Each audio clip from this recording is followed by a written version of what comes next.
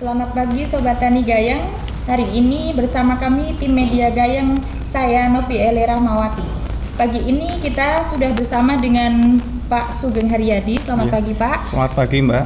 Bagaimana kabarnya hari ini Pak? Alhamdulillah baik. Sehat ya? Iya. Beliau adalah seorang penyuluh pertanian dari Kabupaten Kebumen. Pak, mohon maaf, untuk kali ini kita akan sedikit mengulas tentang panggung penyuluhan ya di Kabupaten Kebumen. Untuk yang pertama Pak, mungkin apa sih panggung penyuluhan itu? Kalau panggung penyuluhan itu adalah platform dari penyuluh pertanian Kebumen yang berbentuk YouTube dan podcast. Oh gitu ya? Jadi uploadnya hanya di YouTube saja? Kalau upload itu di YouTube, di Anchor, dan di Noise. Oh, berarti betul. Ada beberapa media sosial yang digunakan ya? Iya, betul. Kemudian ini kami sempat mendengar juga ada siniar panggung penyuluh Kabupaten Kebumen. Itu bedanya apa Pak dengan panggung penyuluhan tadi? Kalau siniar itu adalah nama lain dari podcast. Oh, nama seperti lain itu. Podcast, bahasa Indonesianya podcast itu adalah siniar. Jadi bedanya hanya di namanya saja ya. Oh iya. Kemudian Pak, apa yang melatar belakangi adanya panggung penyuluhan itu? Dulu untuk melatar belakanginya waktu COVID, jadi kita di penyuluhan Kebumen itu kan terbatas gerak-geriknya ya. Jadi di Kebumen untuk tetap menyuluh dengan cara digital seperti gitu itu. Ya. Berarti adanya keterbatasan kunjungan mungkin ya. Jadi ada alternatif untuk menyampaikan pesan kepada petani begitu ya, melalui media sosial begitu Pak? Iya betul sekali. Dulu kan dibatasi, jadi kita ruang geriknya dibatasi untuk menyampaikan informasi ke petani yang waktu itu memang sedang genting-gentingnya COVID-19 dan waktu itu masih dalam budidaya padi. Jadi kita harus tidak harus turun ke lapangan, tetapi dengan media kita sampaikan seperti itu. Oh iya begitu. Jadi Sobat Tani, tadi penjelasan dari Bapak Sugeng Haryadi bahwa pada saat COVID kemarin kita memang ada keterbatasan untuk kunjungan kepada petani, kepada kelompok. Jadi di Kabupaten Kebumen ada alternatif untuk menyampaikan pesan itu melalui media sosial ya Pak ya? Iya betul. Kemudian apakah semua penyuluh terlibat di situ atau mungkin ada berapa saja? Kalau untuk yang terlibat itu ada 7 orang. Jadi 7 orang itu kita mengambil dari penyuluh-penyuluh di beberapa kecamatan dan kita menjadi satu tim yang namanya tim media penyuluh pertanian Kebumen. Itu atas inisiasi sendiri atau bagaimana Pak? Itu dilatar belakangi waktu sebelum COVID juga sudah pernah diadakan lomba pembuatan video. Jadi dari situ kita lanjut dan pas ada COVID kita lebih semangat lagi. Oh iya, berarti sudah ada penyaringan talentnya dulu ya mungkin ya dengan adanya lomba-lomba begitu ya Pak ya? Kalau talent kami dari tim media memang hanya misal seperti ini. Contohnya saya tidak fokus atau tidak pinter dalam pengambilan video atau foto, jadi saya mengambil bagian yang tidak berhubungan dengan video atau fotografi. Jadi saya mengambilnya yang bagian edit audio dan menulis di blog atau surat kabar. Oh begitu. Berarti masing-masing sudah ada tupoksinya ya? Betul sekali. Kemudian selama ini Pak, materi apa saja yang disampaikan dari adanya podcast tersebut? Kalau untuk materi memang kami yang berhubungan dengan pertanian, peternakan, perkebunan, dan kebijakan pemerintah terkait dengan pertanian. Termasuk tokoh-tokoh yang menjadi narasumber mungkin?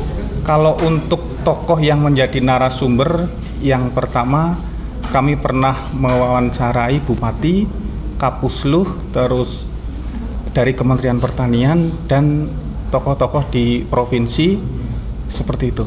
Berarti artinya tidak hanya materi teknis yang disampaikan ya, tapi ada materi-materi lain, mungkin pemberdayaan masyarakat atau mungkin tentang peraturan-peraturan yang berkaitan dengan pembangunan pertanian gitu Pak? Kalau materi memang yang terpenting adalah yang masih berhubungan dengan pertanian, meskipun kebijakan dari pemerintah ataupun dari Kementerian Pertanian. Oh, gitu seperti ya. itu. Kemudian kapan nih Pak, ketika mau ditayangkan itu para personel ini mengambil video, mengambil gambar, kemudian mewawancarai narasumber, dan setelah itu kan ada tayangnya ya? Ya, Kapan itu ditayangkannya Pak biasanya? Ditayangkan itu setiap Jumat pagi jam 5. Okay. Tiap Jumat pagi jam 5. Jadi Sobat Tani bisa mengikuti podcast dari Kabupaten Kebumen ini setiap hari Jumat jam 5 pagi. Kenapa diambil waktu itu Pak? Yang pertama, Jumat adalah bagi kami adalah hari yang baik, dan Jumat itu aktivitas tidak terlalu padat dibanding Senin sampai Kamis. Oh begitu seperti itu. Ya, jadi betul. Ada filosofinya ya? Filosofinya memang seperti Jumat berkah. Oh, iya. Jadi ya semoga tayangan panggung penyuluhan itu bermanfaat bagi masyarakat Indonesia. Amin.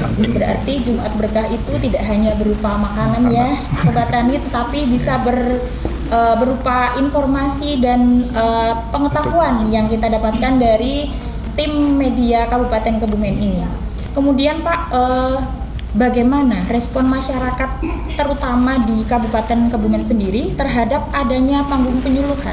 Kalau untuk respon memang sangat bagus sekali. Jadi selain respon dari masyarakat, kita juga mendekatkan dengan petani milenial. Jadi kalau di Kabupaten Kebumen untuk mendekatkan dengan petani milenial, salah satunya petani itu kita memasukkan ke dalam podcast. Jadi ketika petani milenial dimasukkan ke dalam podcast, ibaratnya kita merangkul para milenial seperti itu.